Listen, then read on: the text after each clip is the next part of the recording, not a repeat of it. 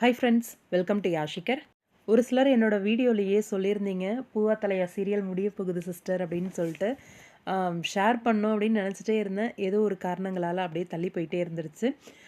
பூவா தலையா சீரியல் நம்மளோட சன் டிவியில் வந்து ஓடிட்டுருக்கு. 2 பாயிண்ட் சம்திங் வந்து டிஆர்பி வாங்கிட்டு இருக்காங்க. எனக்கு ஒரே ஒரு விஷயம் தான் புரியலை. நல்ல நல்ல சீரியல்ஸ் எல்லாம் சன் டிவியில் வந்து முடிச்சிட்ருக்காங்க. எனக்கு தெரிஞ்சு பூவா தலையா சீரியல்ல விட லோ டிஆர்பி வந்து நெறைய சீரியல்ஸ் இருக்கு. அ அத விட 2 சீரியல் வந்து ஆஃப்டர்நூன் ஸ்லாட்லயே ரொம்ப கம்மியான டிஆர்பி வாங்கிட்டுருக்காங்க. மீனா, அப்புறம் இன்னொரு சீரியல் வந்து செவந்தி. 2 சீரியலும் ரொம்பவே கம்மியான டிஆர்பி தான் வாங்கிட்டுருக்காங்க. 1+ தான்.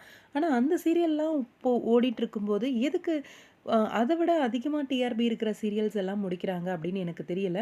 சன் டிவியோட லாஜிக்கே எனக்கு புரியல. எத பேஸ் பண்ணி வந்து சீரியல்ஸ முடிக்கிறாங்க அப்படின்னு சொல்ட்டு.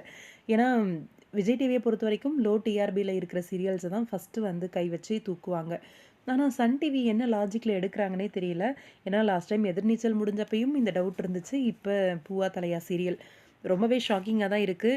ஆரம்பிச்சு கொஞ்ச நாள்லயே வந்து இந்த சீரியல முடிக்கிறாங்க அப்படிங்கிறது. பின்னணியில ஏதாவது ஒரு ஸ்ட்ராங்கான ரீசன் இருக்கும் அப்படின்னு தான் நெனைக்கிறேன். சடனா ஒரு சீரியல முடிக்கிறாங்க அப்படின்னும்போது, என்ன அப்படின்றது தெரியல. ஆனா பூவா தலையா சீரியல் முடியறது கன்ஃபார்ம்.